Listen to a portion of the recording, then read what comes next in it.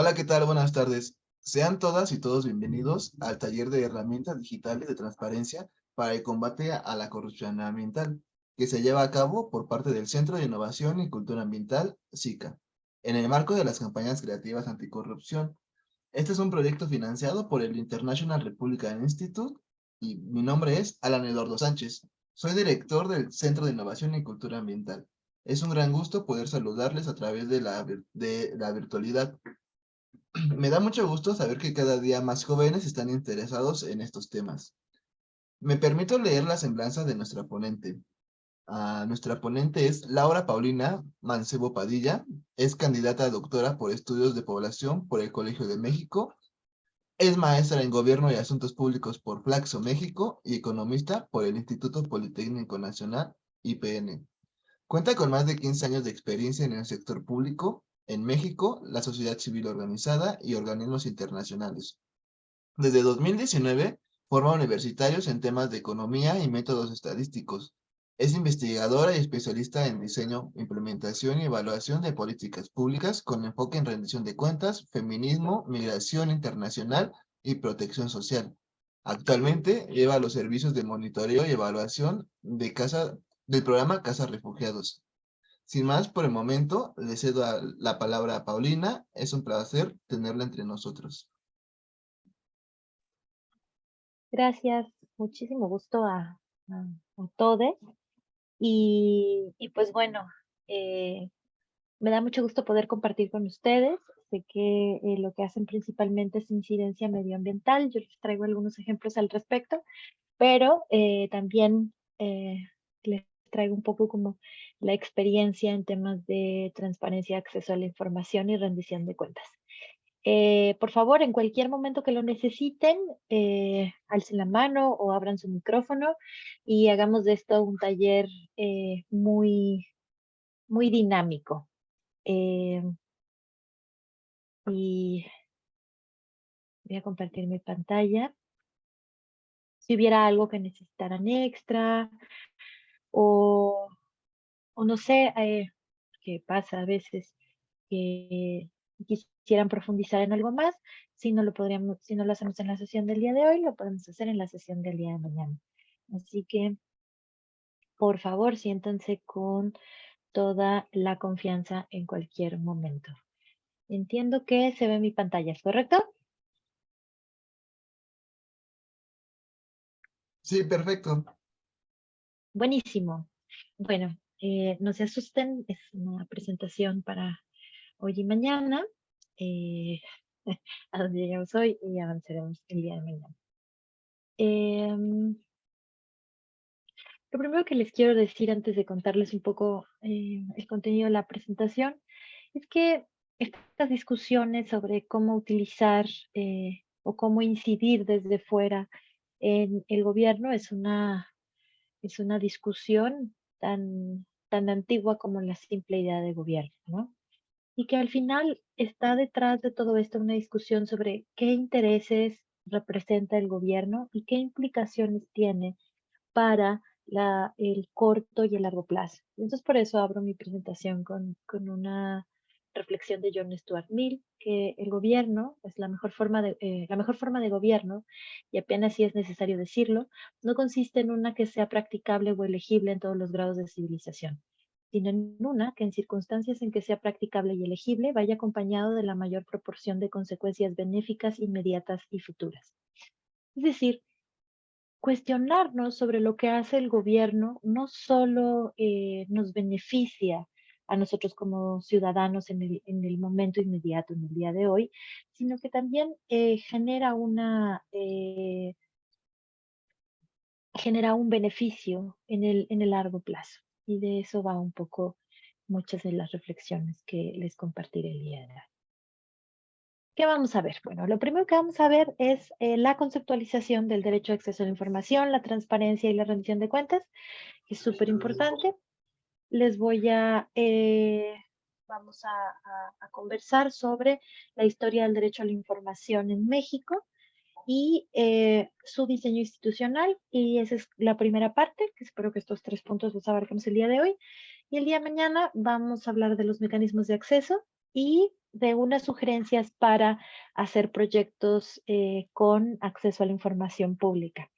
Y vamos a practicar y hacer ejercicios y sobre todo, ya después de la sesión hoy un poco más teórica, el día de mañana eh, espero un poco más de preguntas o que tengan algunas inquietudes específicas para ir haciendo solicitudes y cosas dentro de nuestro taller. Muy bien. Y vamos a cerrar la sesión con una discusión sobre los alcances y las limitantes del derecho a acceso a la información. ¿Dudas, preguntas hasta aquí?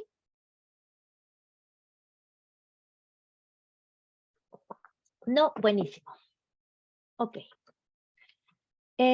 Bueno, lo primero es la conceptualización. ¿Qué rayos es el derecho a acceso a la información? Bueno, la verdad es que no es entender todo este entramado, no es una cosa sencilla, pero empecemos por ahí. Empecemos por el derecho de acceso a la información. Lo primero que tenemos que reflexionar es que es un derecho. Y como un derecho, nos pertenece a cualquier persona que esté dentro del territorio nacional.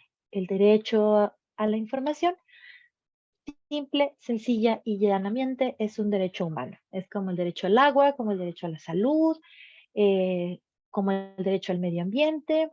Y de ahí, a partir de que nos lo imaginamos como un derecho, pues también nos vamos a ir imaginando las dificultades que existe en ese ejercicio y en el acceso que puede eventualmente haber en este derecho. ¿Qué es el derecho a la información? Es una obligación del Estado. Es una obligación del Estado de hacer pública toda aquella información que generan. Muy importante estas tres cosas: que generan, que poseen y que administran los sujetos obligados de la ley. Esta es la parte tricky del asunto, cuando empecemos a hablar quiénes son los sujetos obligados. Pero es información que generan, es decir, que sale de sus computadoras, de sus Word, de sus PowerPoints, inclusive de su boca en las conferencias de prensa, en audios y videos, es toda esa información que generan, que poseen, porque el gobierno también es un gran poseedor de información gubernamental, es toda aquella información que poseen, que tienen en sus archivos. Ay, es que llegaron y me trajeron un estudio y bla, bla, bla. Esa información que poseen, esos libros, esas cosas, están ahí. Y esa información que administran. Hmm, ¿Cuál es la información que administran? Información que está en repositorios públicos, en registros administrativos.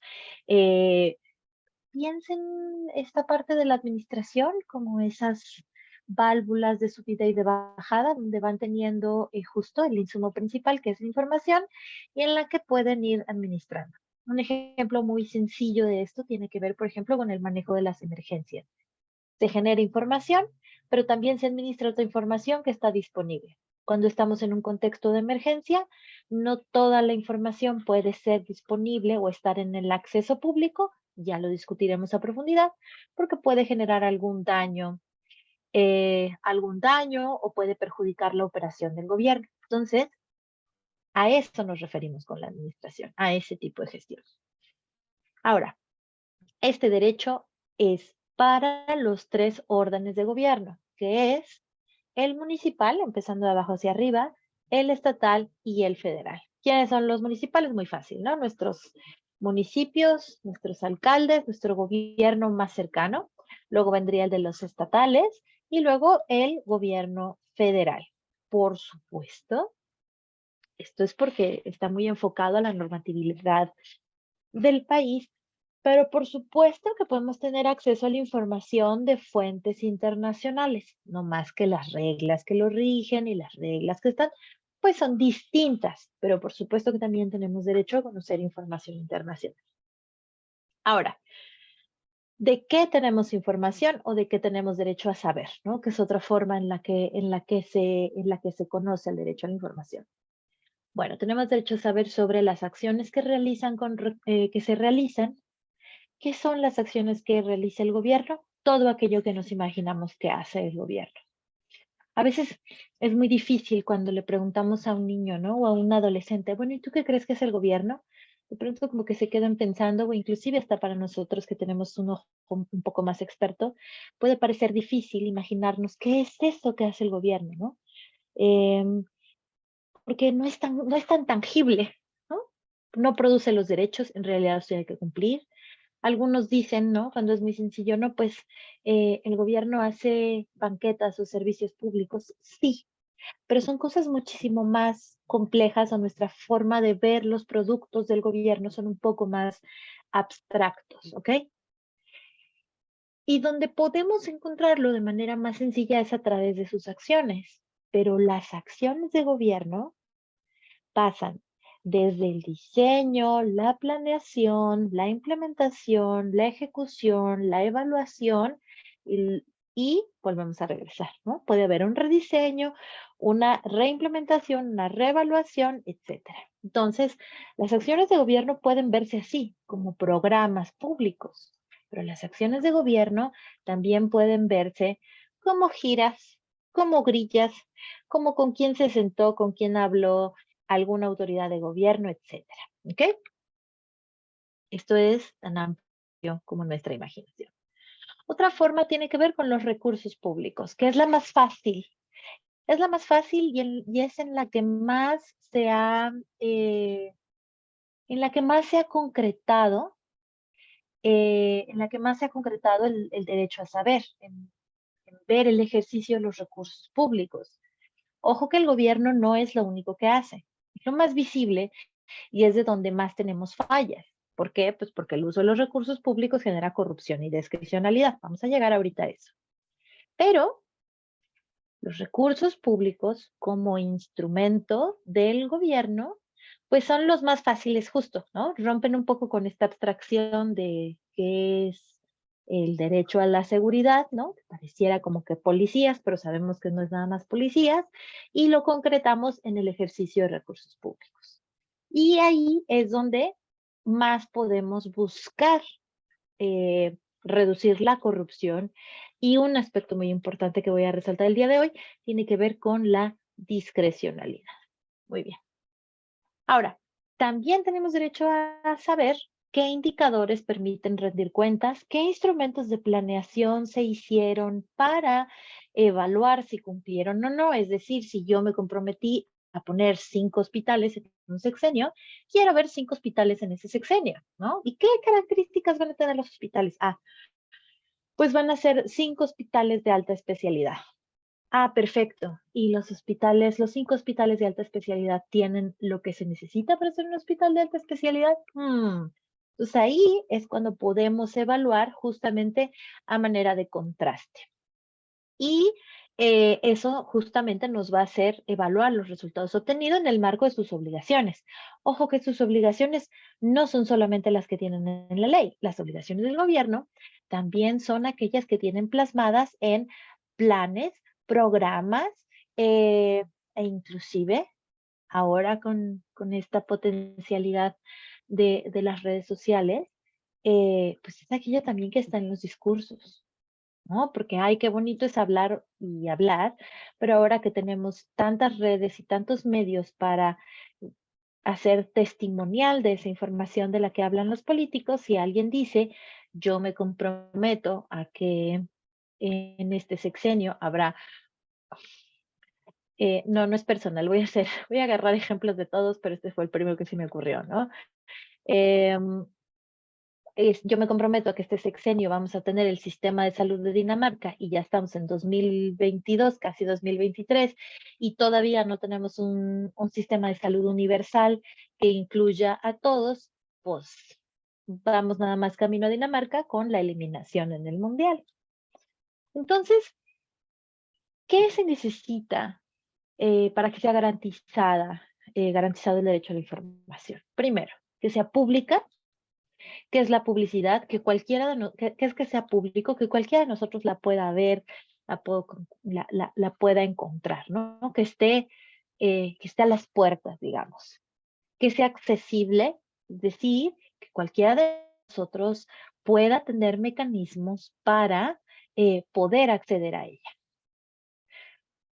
Algunos confunden con que sea accesible con que esté, por ejemplo, en el Internet. Sí, que esté en el Internet hace la información muy accesible.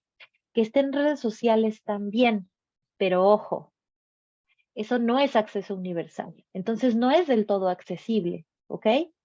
Que esté accesible es que haya varios medios para poder acceder o enterarnos o saber, ¿ok? Y que estos medios inclusive eh, sean inclusivos a las personas con discapacidad, por ejemplo. Entonces, la accesibilidad es una cosa muchísimo más amplia que poner las cosas en Internet y eso sí quiero, ahora sí que subrayar. En tercer lugar, que sea actualizada y oportuna. Es decir, pues a mí, ¿de qué me sirve la información del 2016?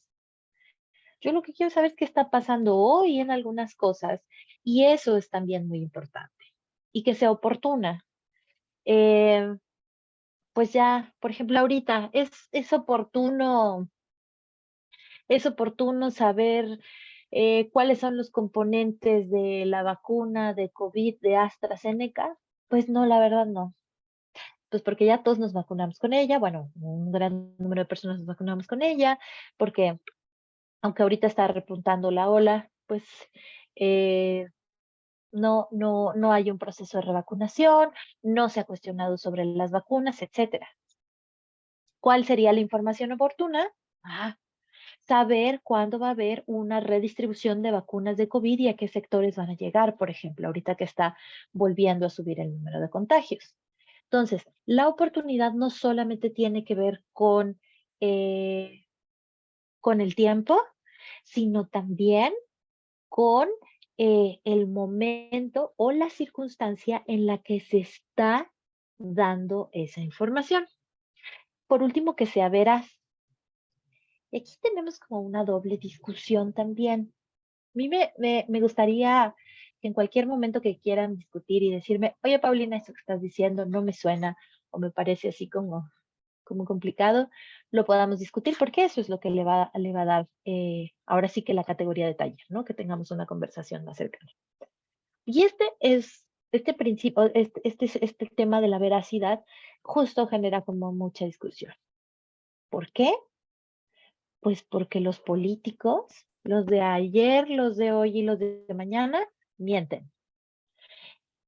Pero tienen la obligación, o digamos, que en el ejercicio de sus funciones necesitan que en sus expedientes esté la información veraz. Espérate.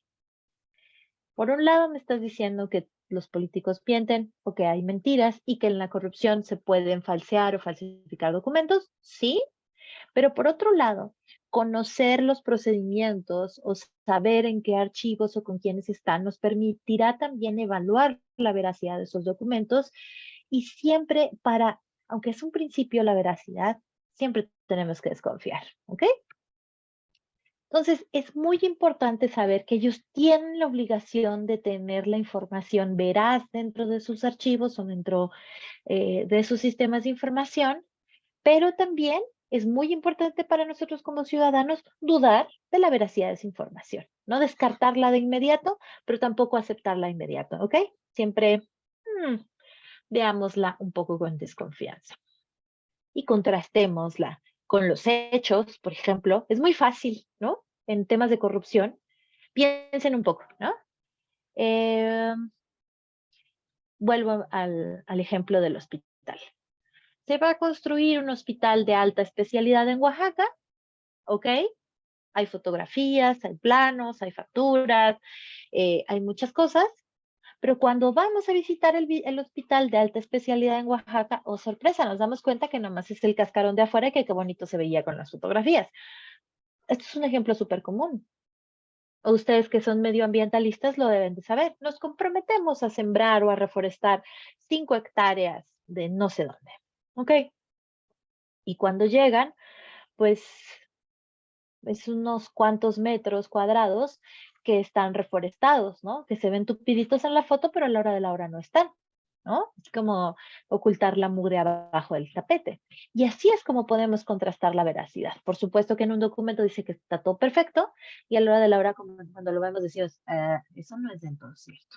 Bien, ¿dudas, comentarios hasta aquí?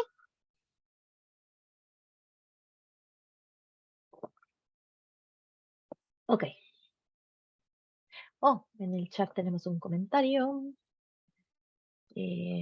Todo bien, muy bien, muchas gracias. Em,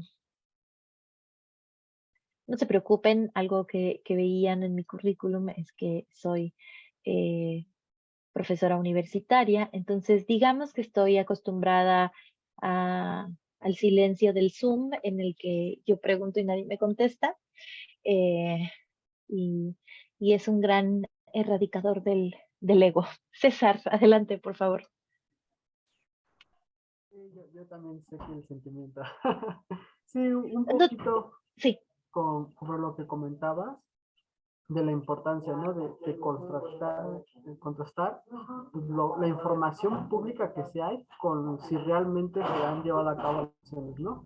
Por ejemplo, como en los informes de gobierno, ¿no? Se dicen, se han construido tantas cosas, se han dado tantos programas a tantas personas, y cuando realmente visitas la realidad de las obras públicas, por ejemplo, ¿no?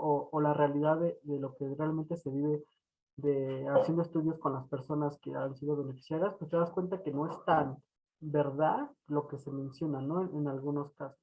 Por ejemplo, investigaciones de ETOS, ¿no? En los programas Sembrando Vida, se han podido constatar, ¿no? La corrupción que se vive dentro del propio programa y sobre todo las personas que luego son los implementadores del mismo, ¿no? A la hora de dar los apoyos a las personas que se les va a dar de parte de Sembrando Vida. Entonces yo creo que la importancia, ¿no? Que a través de que sepamos nuestro derecho a la información, que ya está garantizado en la ley, general de acceso a la transparencia, pues podamos realmente no solo quedarnos con lo que encontramos de acceso público, sino en algún momento ampliar nuestro panorama, ¿no? Con algunas investigaciones que hacen algunos centros de investigación, think tanks, etcétera, para ir realmente haciendo la comparativa de información que se tiene disponible.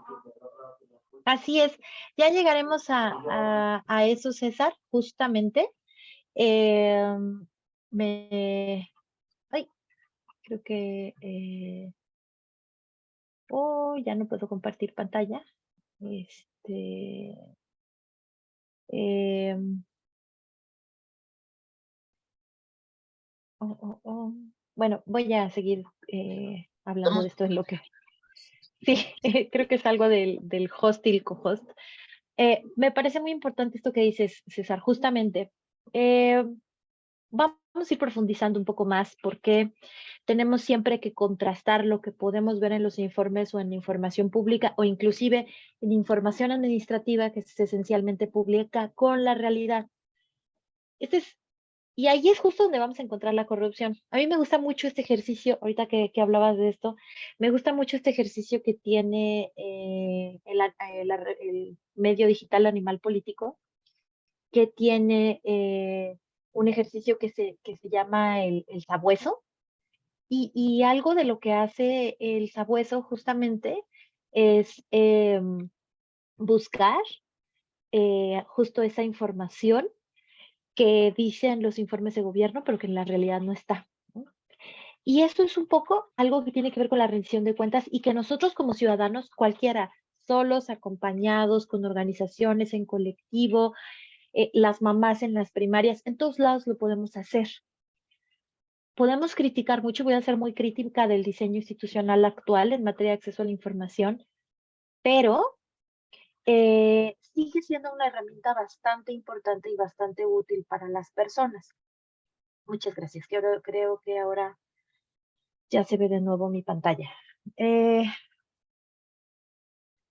entonces, pues bueno, sí, justo, deberíamos de tener estas conversaciones, porque no tiene nada de malo desconfiar de la información gubernamental.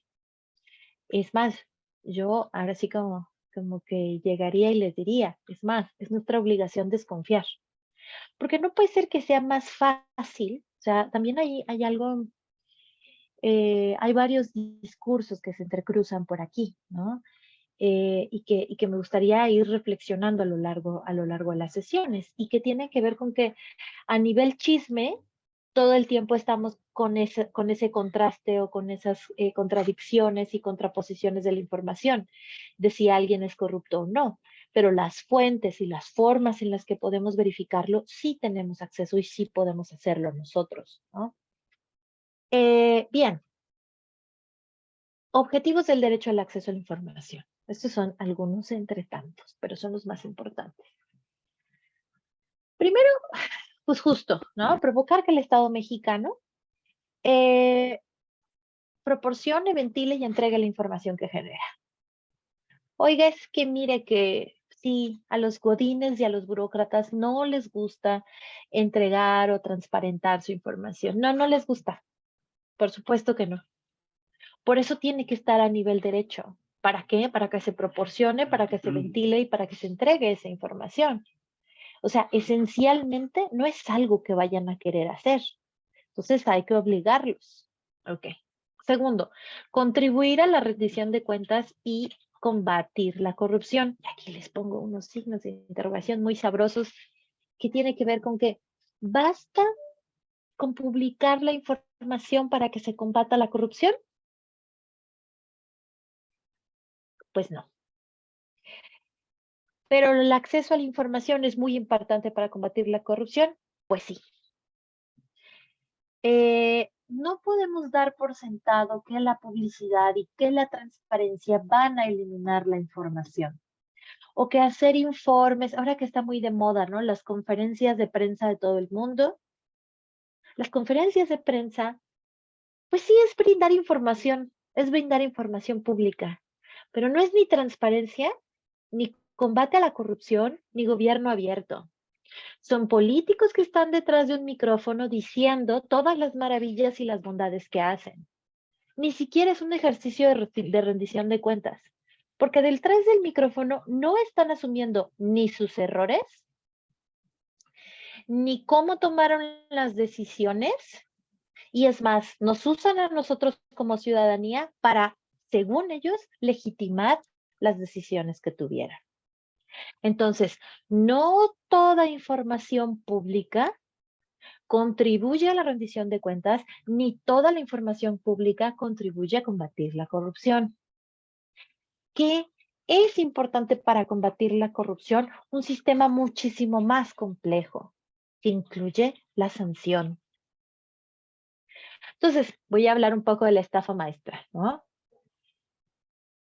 Hay mucha información al respecto de todos los millones que se clavó un montón de gente, ¿no? El personaje más visible es Rosario Robles, pero ella no fue la única que se llevó el dinero, ¿no? ¿Y qué pasó? La única que parecía que estaba en la cárcel era Rosario Robles y otros subordinados que no les alcanzó para el abogado que los pudiera sacar de la cárcel. Pero ¿y dónde está la sanción política? ¿Hubo sanción política? No, no la hubo. Si no tenemos sanciones políticas, también los sistemas de corrupción se van a perpetuar. Pues Peña Nieto está feliz ahí en España. Y él sí, por lo menos se lleva una buena propina de la estafa maestra. Rosario Robles lo ha dicho. ¿Está en la cárcel? No. ¿Qué? Teníamos que tener una consulta para enjuiciar a los presidentes. No. Señor, usted tiene información para acusar al expresidente, usted tiene las herramientas para acusar al expresidente y usted tiene todo el entramado institucional para meter al presidente en la cárcel. No necesitaba que yo le diera permiso. Pero ¿qué es lo que hace que se perpetúen estos pactos de corrupción? Ocultarse detrás de este tipo de cosas para que cuando él se vaya no le toque tampoco. Porque ese es el tema de los políticos. Todos tienen la cola bien larga. Y entonces, pues nunca vamos a poder combatir la corrupción. La grandota, les diría yo. Pero la pequeña, la que está más cerca de nosotros, la de nuestras comunidades, la que vemos todos los días, ese tipo de corrupciones, tenemos un poquito más de margen de acción y un poquito más de esperanza. Así que con esto no quiero que que me digan, no, Paulina, nos veniste a decir que no vamos a combatir la corrupción. No, sí se los, lo que les quiero decir es que tal vez no tenemos muchos dientes todavía como ciudadanía para morder un pez grande, pero sí tenemos dientes como ciudadanía para morder corrupciones cotidianas y para morder corrupciones medianas también, ¿eh? Verán que el derecho a la información es una buena herramienta con que morder a los corruptos y que sí nos alcanza para poder hacer que nuestra realidad cambie. ¿Cuál es la más fácil de ver? La realidad local, ¿no? Pero claro, por supuesto que sí es posible. Ahora bien, otro de los objetivos, y este es muy importante, es ordenar, clasificar y preservar el acervo documental de los archivos del país. Porque ahí les va algo que la gente no les va a decir. El derecho de acceso a la información es un derecho de acceso a documentos. Digamos que, a resumidas cuentas, es tener la credencial de la biblioteca. Tenemos la credencial de la biblioteca y tenemos derecho a sacar cualquier libro. Oye, Paulina, pero es que hay salas en las que es más difícil acceder. Por supuesto, como en toda biblioteca, vamos a tener más dificultades para acceder a ciertos documentos que a otros no. Pero nuestro derecho es poder acceder a todos los documentos que tengan disponibles y poderlos ver.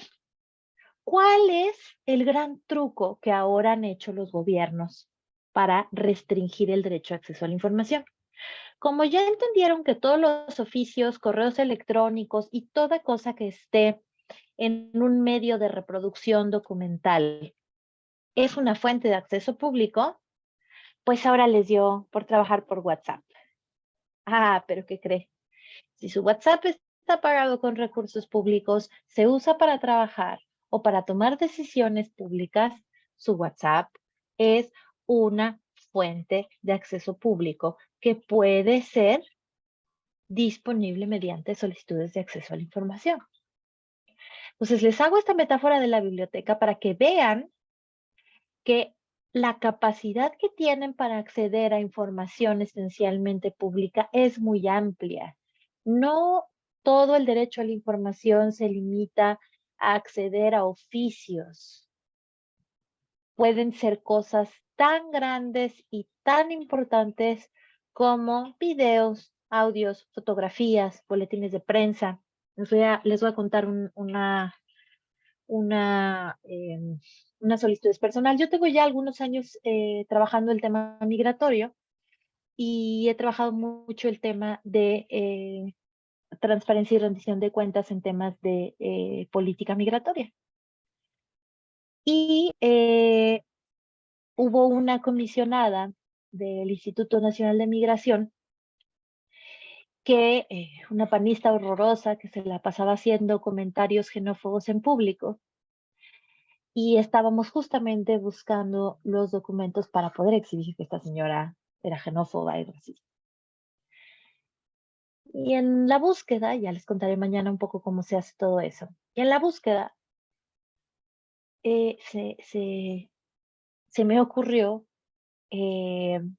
pedir las estenográficas de sus conferencias de prensa.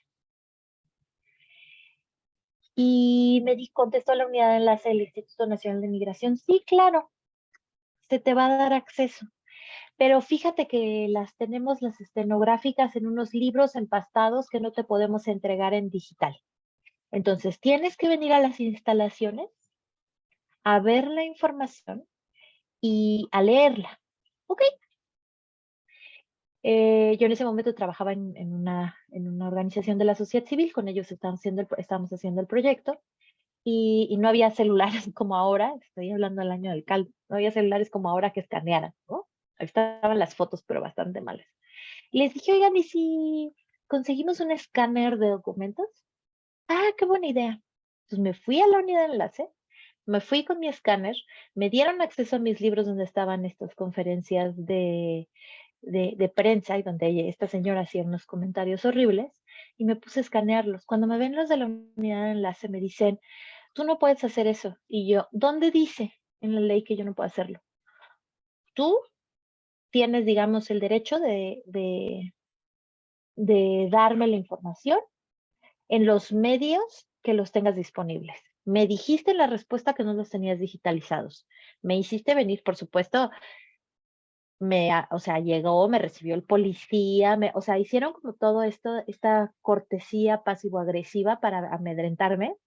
Y yo, sí, jajaja, muchas risas, hasta que me vieron sacar mi escáner, ¿no? Y todo esto se los estoy contando porque siempre del otro lado del escritorio va a haber resistencia. Hay gente que no quiere que nos enteremos de las cosas que que están documentadas. Y eso es parte de el olfato que tenemos que tener, es un poco como hacerle investigador. Ese es el olfato que tenemos que tener cuando ejercemos nuestro derecho de acceso a la información.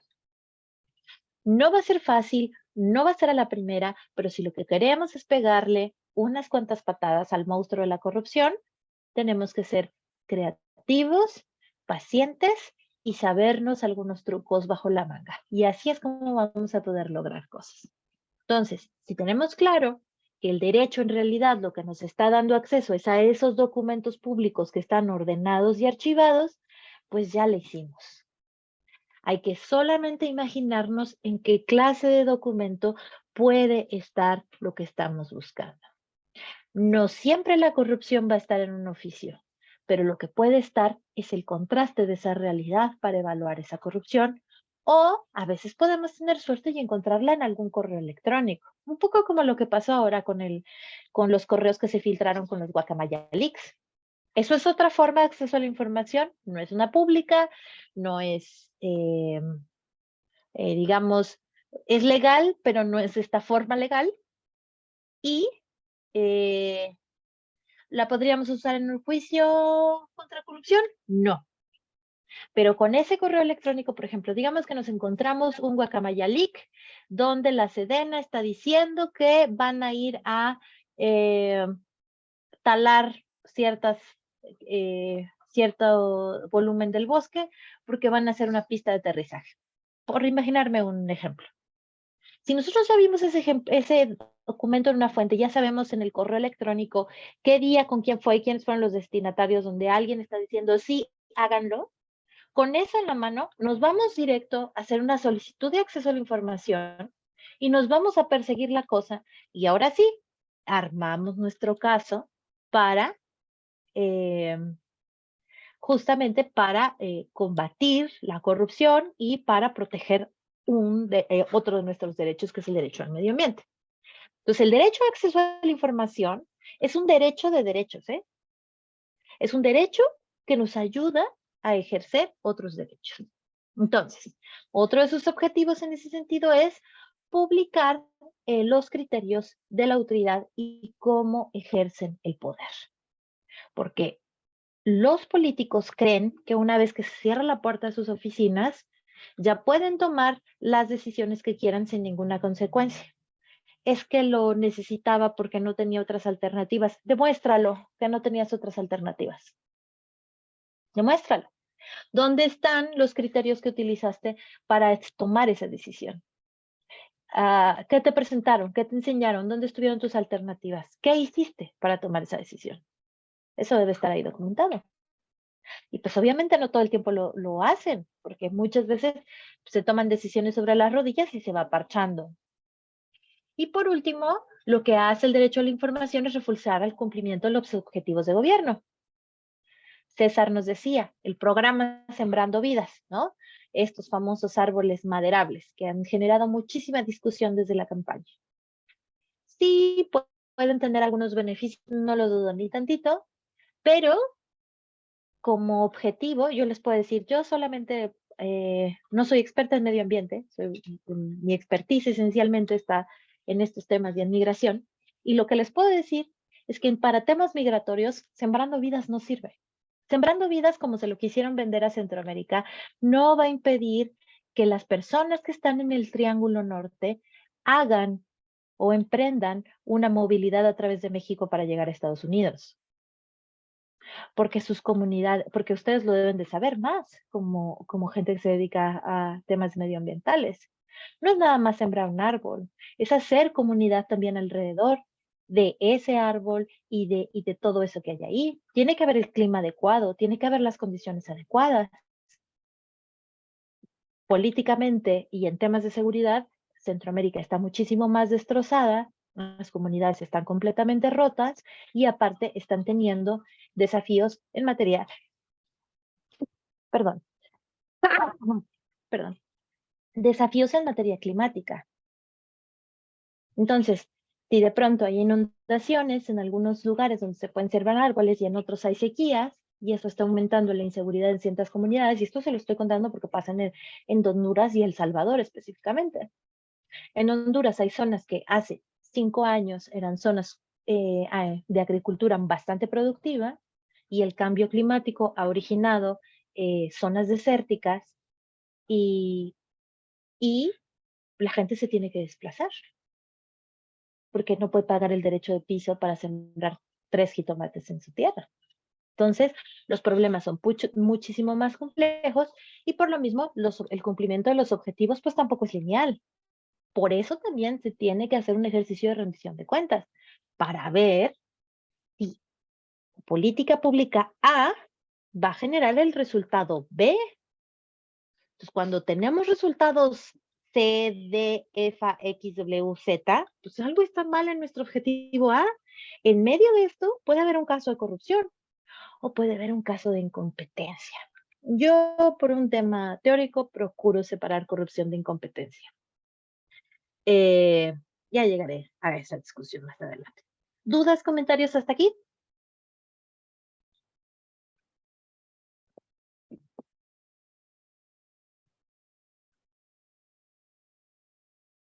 No, perfecto. Entonces, el derecho de acceso a la información, ya les dije, es acceso a documentos. Y transparencia es otra cosa, y luego tenemos un subconjunto que es transparencia proactiva. Pues transparencia básicamente es ponerle una ventana a la cosa. Y cuando le ponemos una ventana a las cosas, pues sí alcanzamos a ver, pero no alcanzamos a ver todo. Por eso son dos cosas totalmente distintas. Porque no es lo mismo tener la credencial de la biblioteca para sacar el libro que yo quiera, a que me pongan una vitrina ahí en la biblioteca. ¿Han ido a esas bibliotecas donde hay un mostrador y uno está estirándose para ver los libros que hay atrás en los estantes? Bueno, eso es la transparencia. Es tenerte detrás del mostrador y que te enseñen lo que te quieren mostrar. Es como cuando vamos a una tienda o algún lugar y está uno preguntando, no, ya sé, tengo un ejemplo para esto. Es como cuando uno va a comprar carnes frías en el súper, ¿no? Y uno quiere comprar un jamón y la señorita que te vende el jamón siempre te quiere enseñar el más caro. Y tú, no, la verdad es que yo quiero uno que quién sabe si sea jamón, ¿no? Quiero el más barato. Uy, no tengo de ese, ¿no? Y uno está ahí estirándose para ver si es cierto que no hay de ese o insiste hasta que uno llega con la marca, ¿no? Es de la misma manera, perdón por mi ejemplo de señora, pero creo que, pero creo que es bastante útil. Si nosotros no tenemos claro qué es lo que queremos ver, no nos lo van a querer enseñar. Y esa es una de las limitantes de la transparencia, ¿eh? Es una de las limitantes de la transparencia que ya veremos cómo se instrumentó a nivel legal y es un buen lugar para ver dónde empezar. Sí, es una ventana, es muy importante y hay que tenerla, pero no se agota ahí. O sea, seamos serios. ¿Ustedes creen que vamos a poder detectar casos de corrupción viendo nada más cosas que están en los portales de transparencia? No, no va a estar ahí. Puede ser que se les pierda algo ahí, que digan, ay, se les perdió un documento y lo subieron a un portal y ya. Pues sí, sí hay información que nos ayuda a cuestionar la labor gubernamental. Pero esencialmente no va a estar ahí. Ese es nuestro primer escalón, así, nivel 1 de nuestras aventuras en temas de requerimientos de acceso a la información pública. Pues la transparencia es hacer visible el ejercicio y las funciones de algunos recursos. Es poner información de manera directa y accesible a todos aquellos que la quieran ver. En México usamos los portales de transparencia.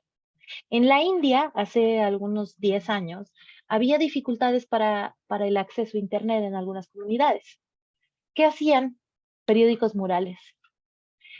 Otro ejemplo de transparencia, por ejemplo, quienes tengan hijos o hermanitos pequeños, o si se acuerdan también, verán que, por ejemplo, en las primarias, ¿no? La Asociación de Padres de Familia, los padres de familia que llevaban las cuotas, iban y pegaban las cuentas en las escuelas por fuera, ¿no?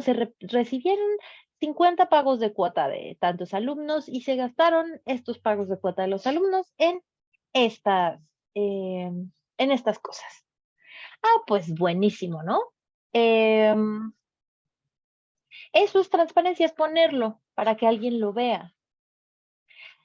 Transparencia proactiva es hacer que las instituciones compartan información más allá de lo que los obliga la ley de manera voluntaria y generar soluciones para hacer más sencillo el acceso a la información.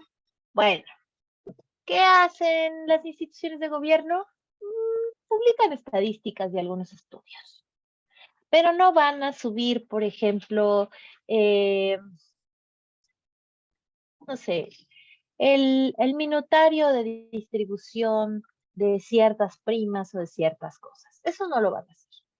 La transparencia proactiva es muy útil y sí vamos a encontrar muchísimas más cosas que no necesariamente están dentro del entramado de las obligaciones legales de gobierno. No necesariamente. Pero, o sea, yo lo que quiero darles aquí no es descalificar uno u otro, lo que quiero es darles, digamos, red flags para que vean que el novio guapo no es tan guapo como parece, ¿ok? Que tiene sus mañas y que tiene sus trucos, que no necesariamente no sean del todo útiles, ¿ok? Pero de qué información y de que si le sabemos buscar nos puede ayudar para seguir haciendo otras cosas, por supuesto. ¿Dudas, comentarios hasta aquí?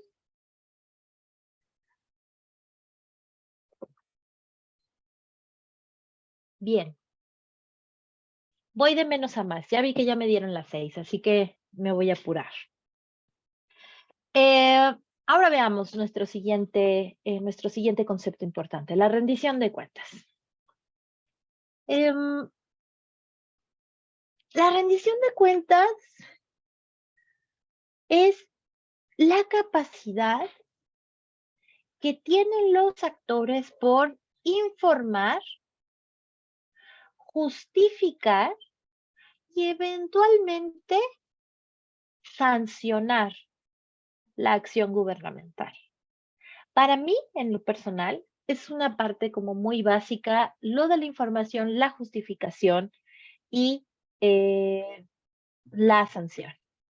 Una buena rendición de cuentas no solo tiene una justificación, sino también tiene una explicación. Y también va más allá y tiene una consecuencia política, una sanción política, una consecuencia presupuestal, una consecuencia programática y una consecuencia estructural.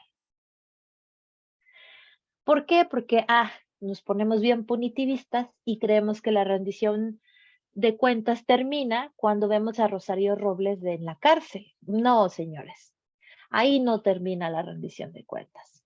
Porque justamente por eso, y lo hablábamos hace un momento, no nos va a eliminar el tema de la corrupción, porque no estamos cambiando las causas estructurales que originaron que hubiera un caso de corrupción y discrecionalidad como la estafa maestra. Ya vimos que es distinto, ¿no? Si no le movemos un poco a las estructuras programáticas, presupuestales y legales, de nada nos va a servir seguir mandando gente a la cárcel por 20 años para que se vea que hicimos algo, pero en el siguiente sexenio nadie va a la cárcel. O si va a la cárcel, va una nueva Rosario Robles, la que está en turno en el siguiente sexenio. Distinto, como les decía un momento, si un presidente se va a la cárcel, porque ahí ya es un mensaje político muy claro. Es una consecuencia política muy clara. Si te vota el pueblo cree en ti y tú acabas en la cárcel por corrupto, no es una vendetta política, ¿no? Es una discusión sobre tu actuación. César.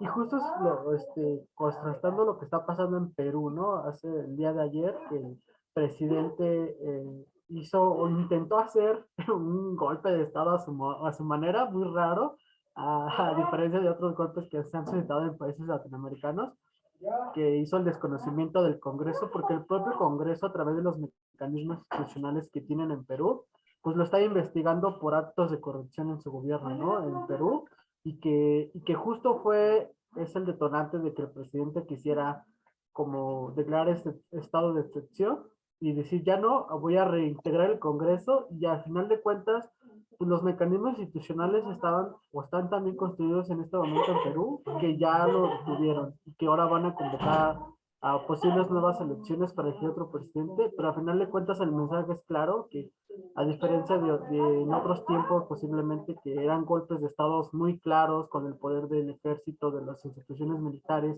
que sí coactaban el poder institucional que tenía un país o el propio poder ciudadano, pues en esta ocasión pues estaba mandando un mensaje de que aún seas el presidente, la corrupción que manifestaste en algún momento tiene consecuencias y que no te fue posible declarar un golpe de Estado, ¿no? Entonces yo creo que ese tipo de mecanismos, por lo menos ahorita, sin conocer más a fondo con los que cuenta Perú, pues por lo menos da el mensaje de que ya tiene un entramado institucional que puede resistir ese tipo pues, de acciones o de actos, ¿no? En algún momento.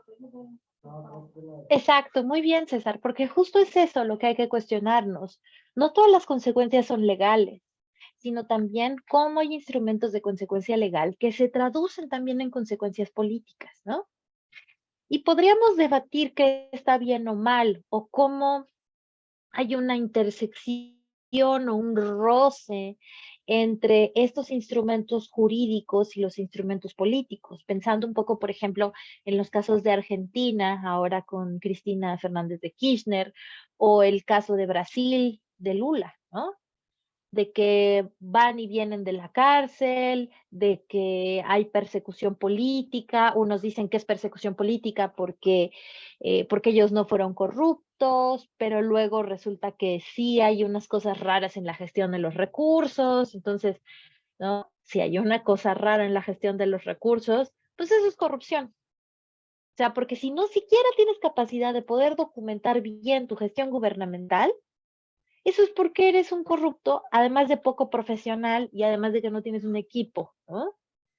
Entonces, por supuesto que puede haber discusiones, ¿no? De si es cierto o no es cierto. Ayer estaba escuchando justo una entrevista del tema de lo de Argentina, que si Cristina Fernández era inocente, que si no. Bueno, pero también tengamos, o sea, también entendamos que el Poder Judicial no es incorruptible, ¿no? O sea, si, eso es lo que decía desde el principio. Sí, ellos tienen la obligación de generar información veraz, pero yo todo el tiempo voy a dudar si me está diciendo lo cierto o lo correcto. Y es mi derecho. Y eso es parte del derecho a rendición de cuentas. La justificación, la explicación y las consecuencias que tiene que haber alrededor de eso. Y sobre todo, algo muy importante y que ustedes también tienen que es muy útil que lo tengan claro, es que hay tiempos y periodicidad para generar información de rendición de cuentas obligatoria.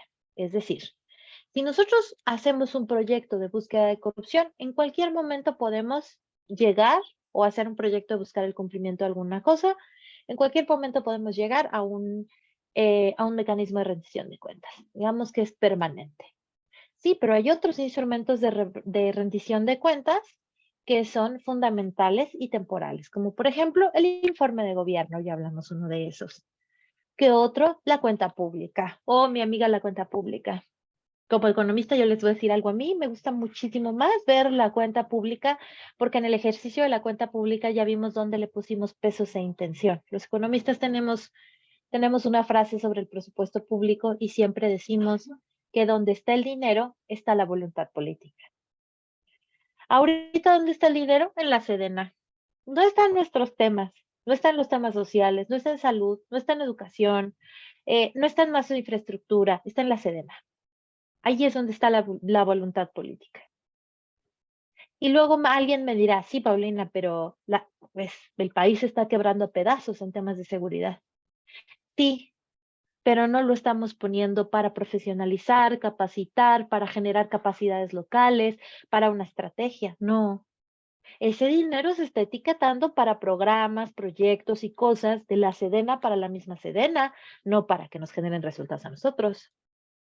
Ah, entonces hay tiempos en los que podemos acceder a información, ¿ok?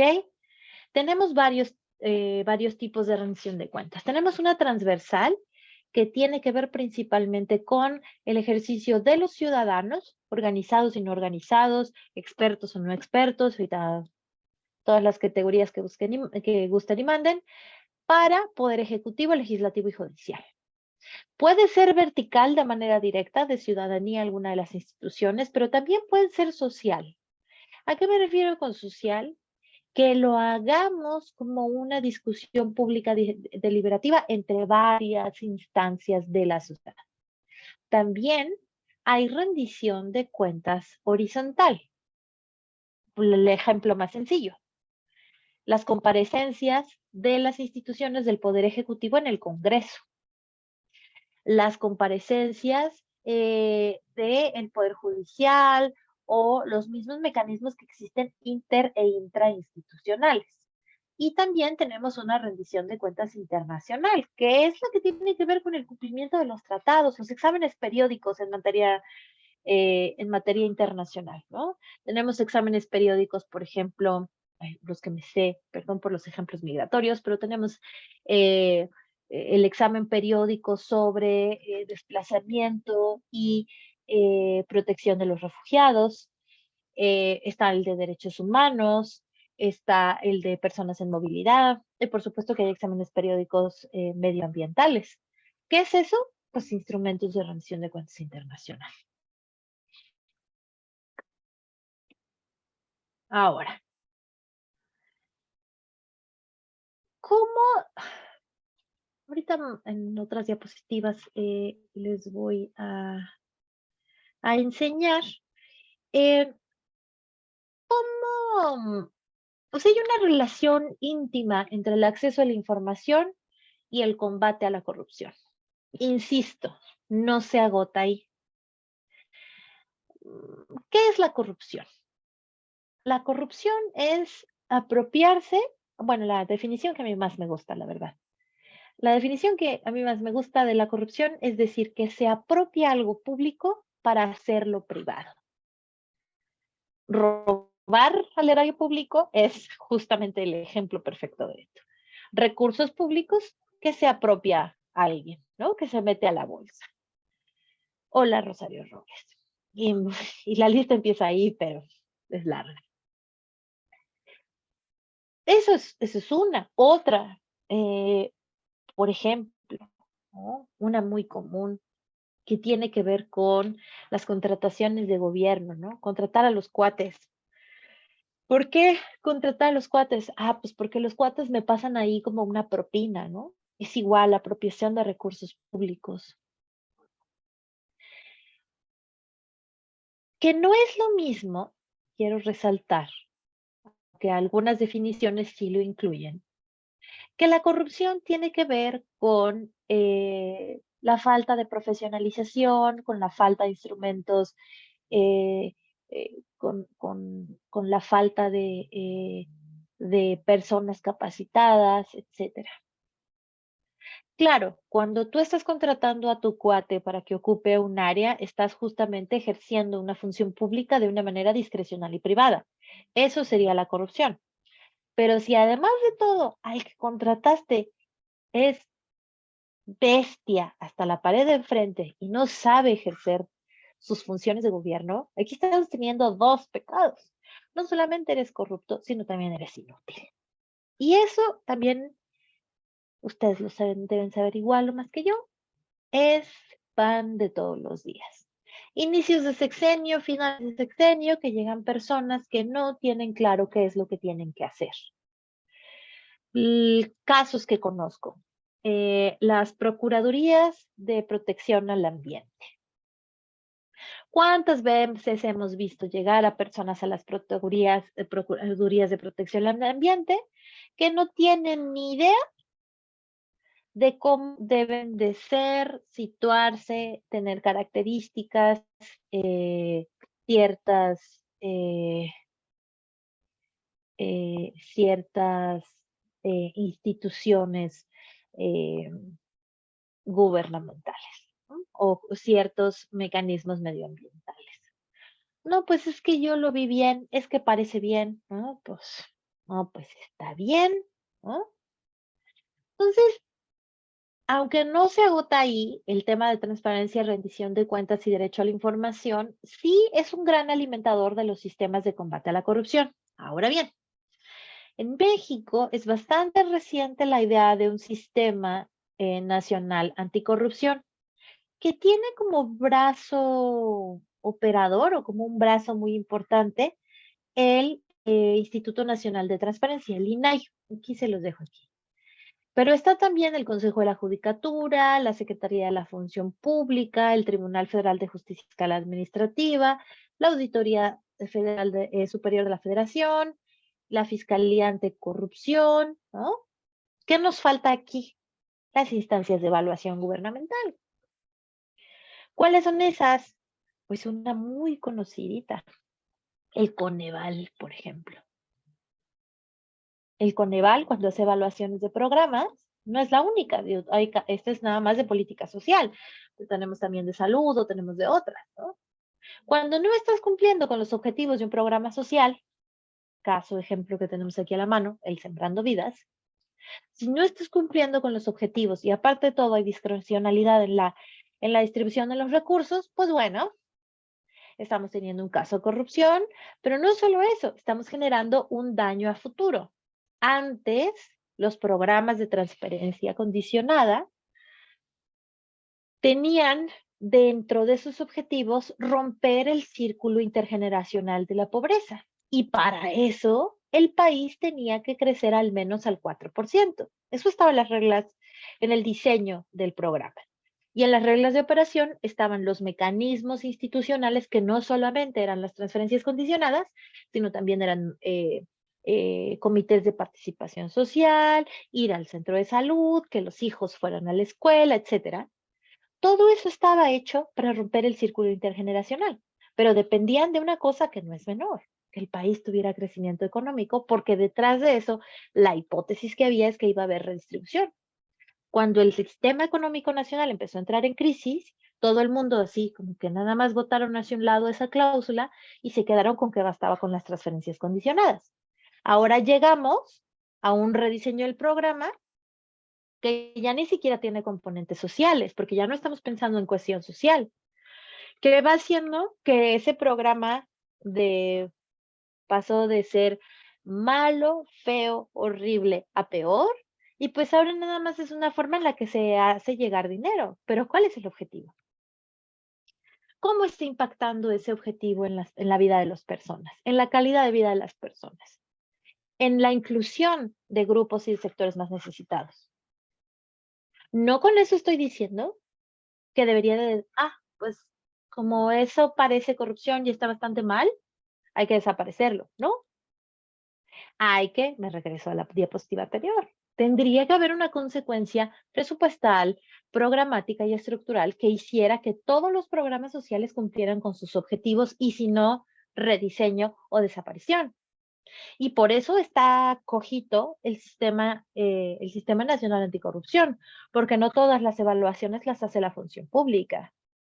Y porque este es solo un ejemplo de múltiples programas. Yo en la última cuenta que me quedé es que había 455 programas gubernamentales. Eso se lo estoy diciendo que fue hace como 5 o 6 años. No he vuelto a buscar el dato. Pero sí hay 455 programas gubernamentales que tienen que favorecer a la población porque no están los sistemas de evaluación dentro del sistema de coordinación anticorrupción. ¿Funciona? Sí.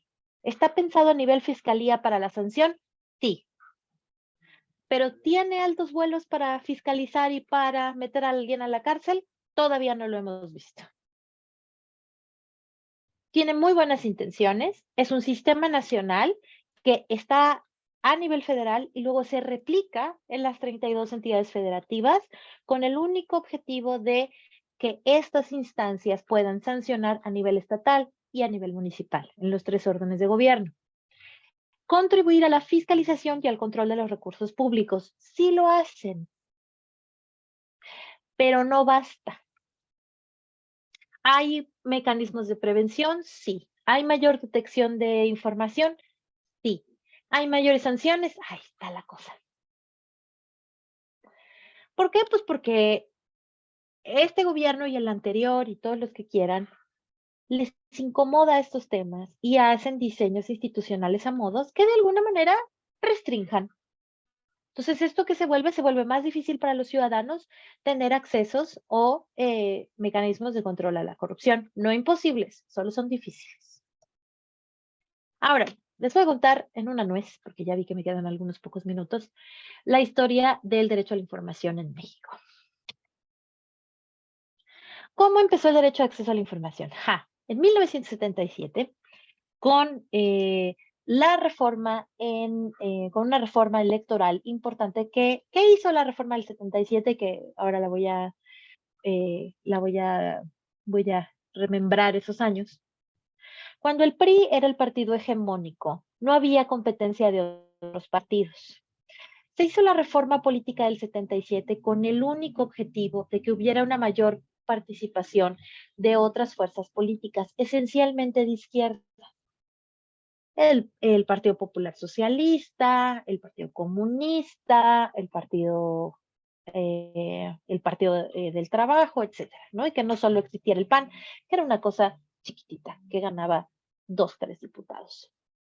Cuando se hace la reforma electoral del 77, ahí nacen nuestros diputados plurinominales, que ahora nos queremos deshacer de ellos porque son unos viejos feos, gordos, horrorosos que se roban nuestro dinero. Bueno, antes de que tuviéramos esa idea de los plurinominales, necesitábamos a los partidos plurinominales para que no nos gobernara solo el PRI con su mayoría y hicieran lo que quieran. Pero para que eso sucediera, había que tener información. Y entonces se reformó el artículo 6º de la Constitución para incluir una cláusula en la que iba a información pública de carácter político. Es decir, iba a haber información pública para los partidos políticos. Esa es otra cosa. El árbol nació chueco. El árbol nació chueco no del acceso a la información, sino que se hizo una reforma electoral para ampliar la competencia de otras fuerzas políticas, pero dejamos todo en manos de los partidos políticos y no de la ciudadanía. Ahí es donde digo que el árbol nació chueco. Pero ahí nació el acceso a la información.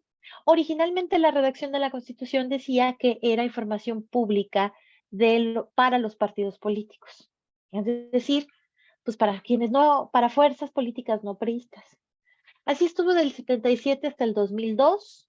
En medio de esto hubo pues la transición, se fue el PRI de los Pinos por primera vez, en el 2000, llegó el PAN y con ello, una de las pocas cosas que hizo bien Vicente Fox dije pocas porque de verdad fueron pocas, pero esta fue una de esas. Había un grupo de ciudadanos, el Grupo Oaxaca, que insistió muchísimo en la apertura y ciudadanización del gobierno. Y entre esta apertura y ciudadanización había que hacer un derecho a la información pública. Ese derecho a la información pública se concretó en la Ley Federal de Transparencia y Acceso a la Información Pública en el 2002 y en 32 leyes estatales. Algunas leyes no fueron buenas del todo. Ya siento que me ensañé mucho con el actual presidente, pero esto es dato real y después me voy a seguir con Peña Nieto porque también le va a tocar duro a él. Él era jefe de gobierno en ese entonces. E hizo una ley, porque al presidente no le gusta la transparencia. E hizo una ley de transparencia para la Ciudad de México en la que las copias fotostáticas cobraban 120 pesos y no se entregaba la información en medios digitales. Gracias a que un colectivo de organizaciones y algunos diputados juntaron dinero, se pagaron cerca de 300,000 pesos para tener planos, expedientes y fotografías del segundo piso del periférico, que estaba recién construido.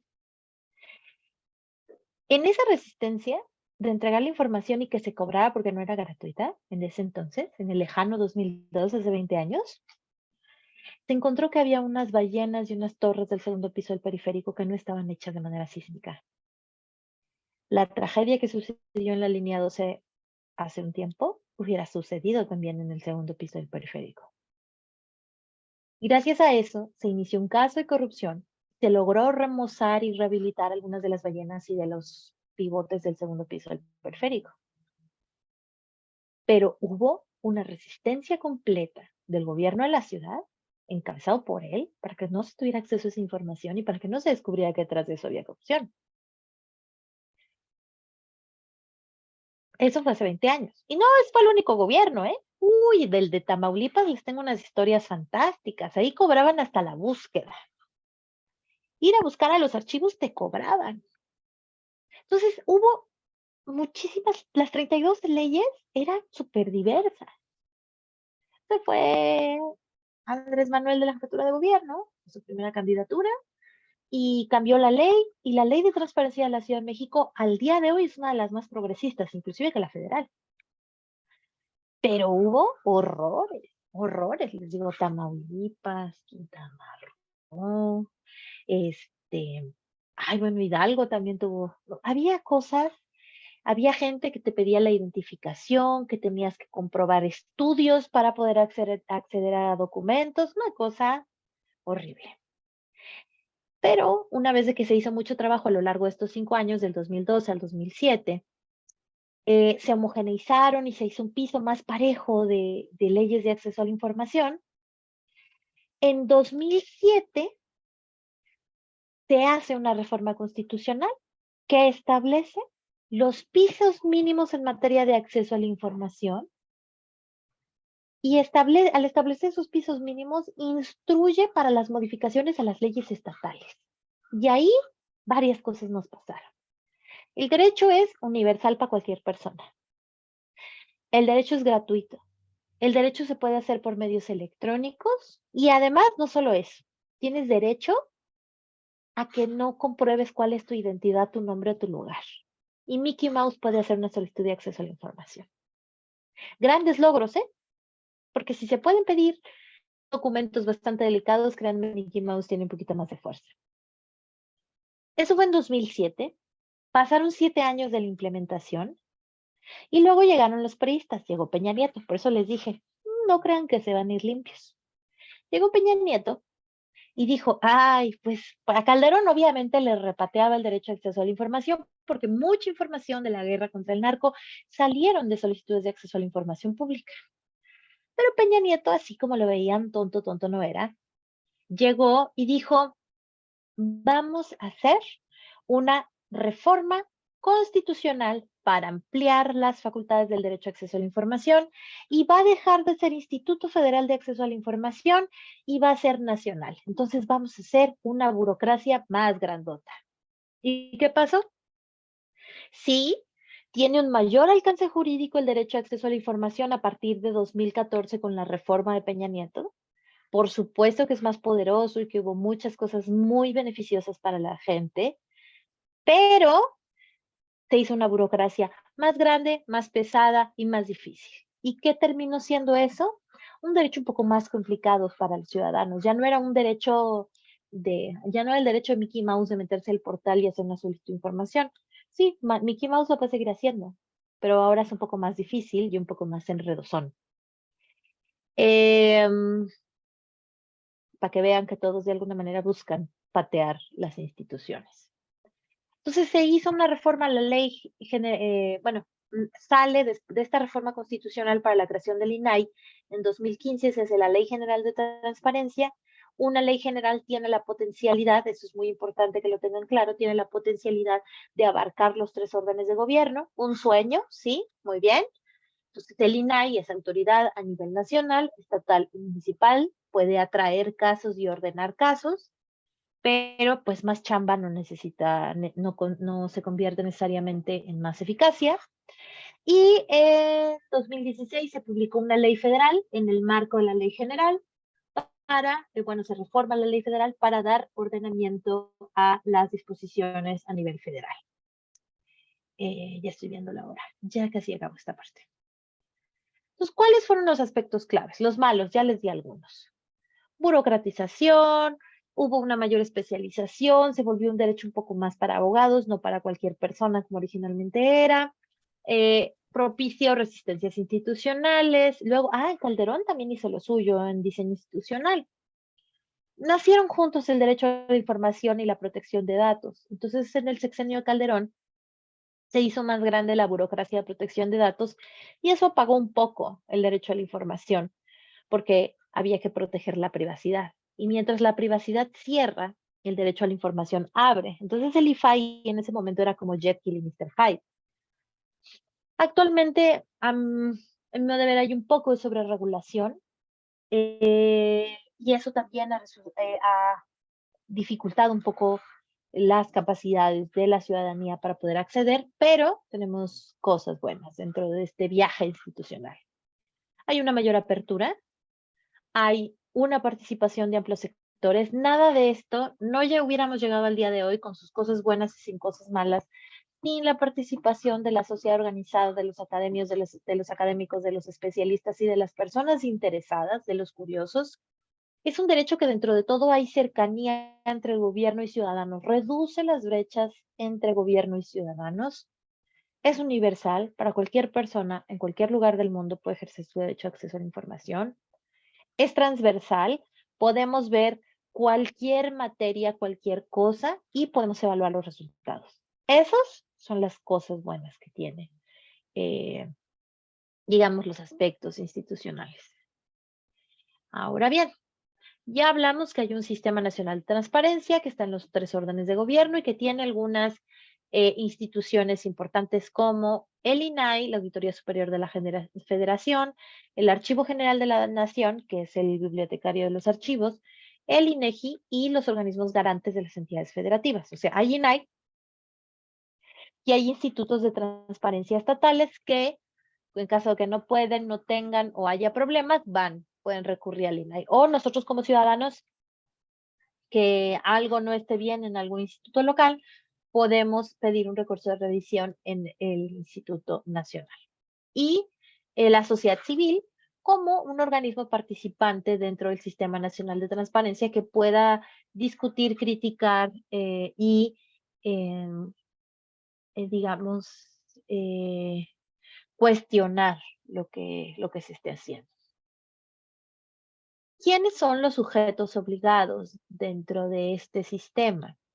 Ya les dije, el gobierno federal, los gobiernos locales, que pueden ser estados y municipios, el ejecutivo, el legislativo y el judicial, y los órganos autónomos, es decir, Banco de México, INEGI, todos esos raros.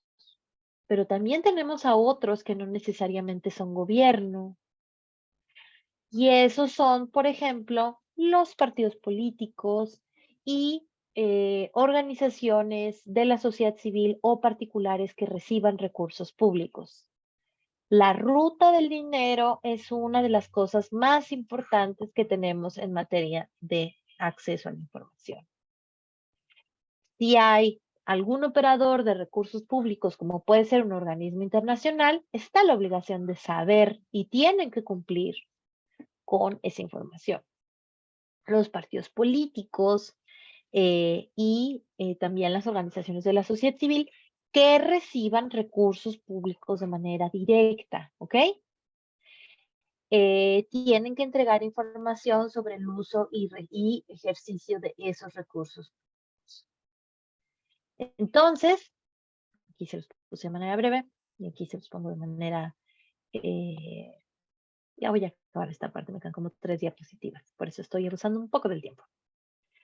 Entonces, les decía, dependencias, organismos, órganos y entidades de la administración pública, Poder Ejecutivo Legislativo, organismos constitucionalmente autónomos, tribunales administrativos y jurisdiccionales, partidos políticos, agrupaciones políticas, fideicomisos, los 2 o 3 que sobrevivieron, fondos públicos, sindicatos que reciban recursos públicos en el ámbito estatal, federal, municipal, y cualquier persona física, jurídica o colectiva que reciba y ejerza recursos públicos en cualquiera de los 3 ámbitos. El dinero, ¿ok? Mínimos. Y esa es la última diapositiva de esta parte. Mínimos para el ejercicio del derecho. Ajustes razonables. Ellos tienen, como el gobierno, la unidad de enlace, ya lo veremos, el gobierno tiene la facultad de pedir ajustes razonables en nuestras solicitudes de información. ¿Cuándo aplican los ajustes razonables? Es que quiero todo el correo electrónico del secretario de Gobernación. ¿Y eso como cuántos correos son? ¿Cuántos gigas son? No, ajusta tu solicitud. O como o mecanismos de cómo podría, por ejemplo, también restringirse de alguna manera, pedirle al solicitante o también ellos ajustes razonables, fuentes de acceso público, etcétera. Que sea accesible. Empecé con eso, lo repaso de una vez. Que sea accesible no solamente quiere decir que esté en Internet, sino que haya fuentes de acceso público inclusivas para cualquier persona, inclusive para personas que no saben leer y escribir. Otro tiene que ver con la integralidad de la información, es decir, que sea consistente y que sea completa y exhaustiva esa información, que sea gratuito, ya les conté la historia de los segundos pisos, que sea oportuna, no nos sirve en 6 meses, nos sirve hoy, aunque hay información de hoy que puede estar restringida, ya lo veremos mañana. Eh, la permanencia de esa información, que la información que había hace 20 años esté todavía el día de hoy, nada de que se desapareció. Yo vivo en la alcaldía Benito Juárez y hay todo un rollo aquí sobre el cártel inmobiliario, lo cual es cierto, es una cosa horrible. Tiran una casa y meten un edificio de 5 pisos. Y este es el ejemplo perfecto de permanencia. Empezaron a perseguir a los panistas de aquí porque querían saber cómo se asignaban las licencias de corrupción, de corrupción, de construcción, perdón. ¿Y qué creen que pasó? Que se inundó el archivo. Y ahora ya no hay información de los directores responsables de obra o de cómo se asignaron algunas obras públicas. ¿Cómo te puede inundar el archivo y desaparecer 5 o 6 años de información sobre las construcciones de la delegación Benito Juárez? Ah, bueno, uno de los mínimos para el ejercicio es la permanencia de esa información. Yo creo que no tardan en meter al bote a las personas que fueron responsables de eso, pero eso es lo de menos. Se hizo famoso porque hubo varios edificios que se han dañado con los sismos en la Ciudad de México y con cosas y que necesitan que un director responsable de obras lo vea. Y no tienen los papeles la delegación.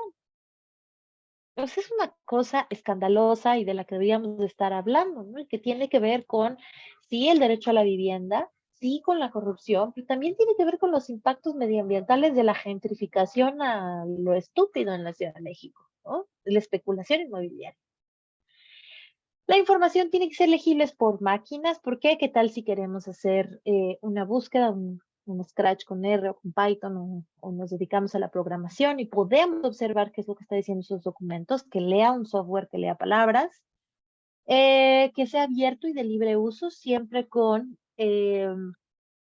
citación de la fuente, es decir, sí, son fuentes de acceso público, pero esto se usó de los datos abiertos gubernamentales, bla, bla, bla, eso. Em, Interés público, esto es muy importante, la definición de interés público. El interés público es toda esa información que tiene que ser pública porque tiene implicaciones para la sociedad y para todas las personas. Por eso es de interés público. Un ejemplo, por ejemplo,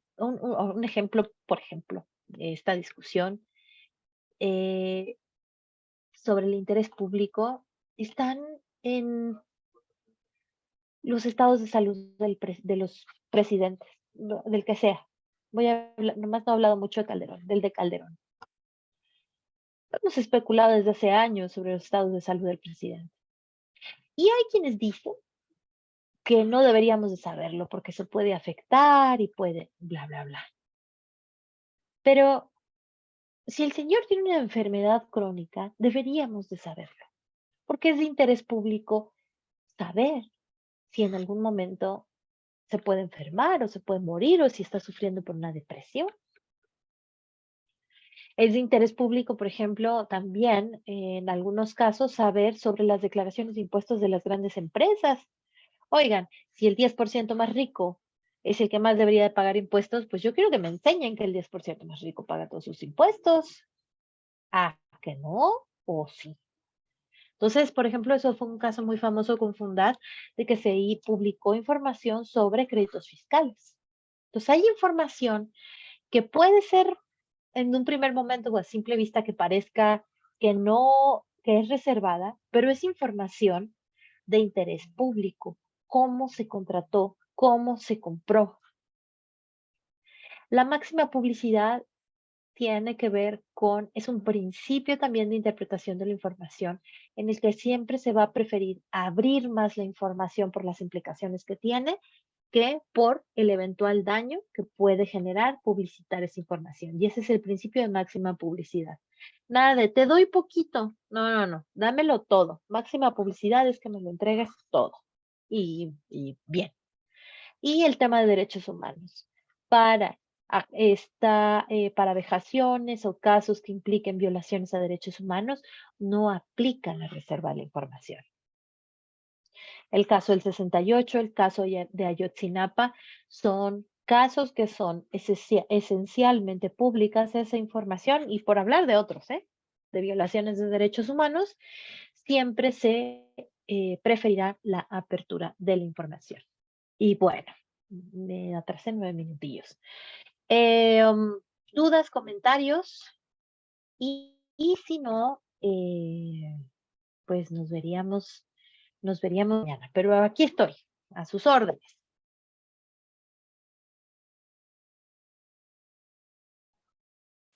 Pues más que dudas, igual es agradecerte el tipo del día de hoy. Yo creo que más allá de enfocarnos en, en los males de cada gobierno, es ver cómo ha evolucionado la transparencia y el propio derecho y que a final de cuentas cada uno fue esencial de cierta manera para que hoy en día se tenga las herramientas, ¿no? Y las posibilidades de seguir eh, haciendo solicitudes de transparencia. Sí ha mejorado a años anteriores, por ejemplo, la plataforma haciendo transparencia.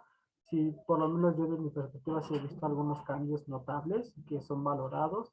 Ahora no solo la parte de la transparencia, sino también la parte de acceder a datos abiertos públicos, ¿no? Sobre ciertas problemáticas que también al final de cuentas son esenciales, ¿no? De que parte de los gobiernos nos puedan dar ese tipo de información y a final de cuentas sigue existiendo, ¿no? Todavía los archivos, ¿no? En el archivo histórico me parece en general, pues la posibilidad de seguir consultando, aunque algunos estén tachados, así como rayonados, así con plumón negro, pues todavía ahora también se puede consultar, pero sigue habiendo, necesitando, ¿no? Más mecanismos, más formas no tan difíciles para que nosotros como ciudadanos y en general podamos seguir accionando o accediendo a este tipo de información. Sí, ya platicaremos el día de mañana. Hoy fue como un poco más abstracto sobre contextualizar los términos del derecho y hasta dónde podemos llegar, o sea, entender un poco la evolución de cómo llegamos efectivamente hasta el día de hoy a este derecho a acceso a la información, qué experiencias han tenido que nos han traído el derecho hasta hoy y tener claro qué principios y qué cosas son nuestras herramientas más allá de lo que podemos ver en en los mecanismos disponibles. Eso es muy importante tenerlo claro. Mañana va a ser una clase un poco más práctica y les voy a enseñar tips, trucos, hacks y cosas también sobre datos abiertos y, y cómo hacer solicitudes de información, acceder a cosas y ya de ahí ahora sí que las posibilidades son muchas, ¿no? Hay que subirse a la bicicleta, no hay más.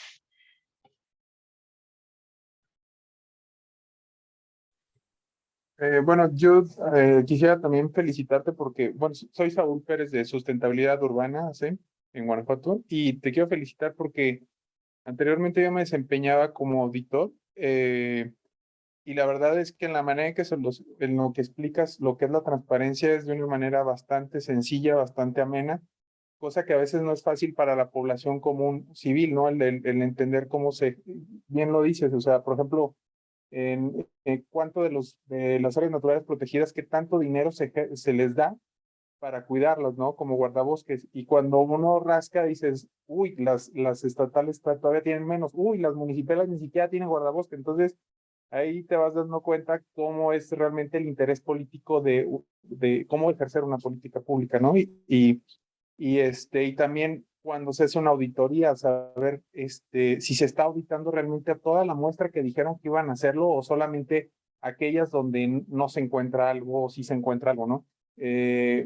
A mí sí me gustaría si pudieras poner inclusive donde podemos encontrar esta grabación, porque la manera en que lo desarrollaste para mí fue muy fácil entender cómo pues se hace todo esto de la transparencia. Gracias. Muchas gracias, Saúl. Pues Alan y César son los que saben, pero sí se grabó la sesión. Sí, bueno, vamos a compartir las grabaciones del curso posteriormente a los correos electrónicos de todos. Muchas gracias. No, al contrario, muchas gracias a ti, Saúl. Buenísimo. Pues les voy a dejar una tarea para el día de mañana. Tráiganse un caso que quieran un caso que vayan pensando sobre cosas que quieran que busquemos o que hagamos para solicitudes de información. Piensen en algo. Puede ser tan específico como un documento, como el libro blanco donde los guardabosques se registran en un área natural protegida. Puede ser algo así de específico, o puede ser un proyecto muchísimo más grande, como el mapa nacional de áreas protegidas y su cambio a lo largo del tiempo. No sé, ustedes son los expertos. Imagínense qué cosas podemos hacer de solicitudes de información y qué eventuales solicitudes se pueden convertir en proyectos de larga data, que es algunas claves metodológicas que les voy a compartir el día de mañana sobre cómo pueden hacer proyectos largos de acceso a la información. Gracias. Muy bien, pues un gusto, un honor compartir este ratito aquí con ustedes y mañana les dejo todos mis datos, pero pues cualquier cosa, estoy a sus órdenes y no sé, Alan, César, si quieren algo más y si no, pues nos vemos el día de mañana. Pues ya solo agradecerte también, Paulina, por todo este conocimiento y cronología de cómo ha pasado nuestro derecho de acceso a la información. Agradecerle también a todos nuestros asistentes.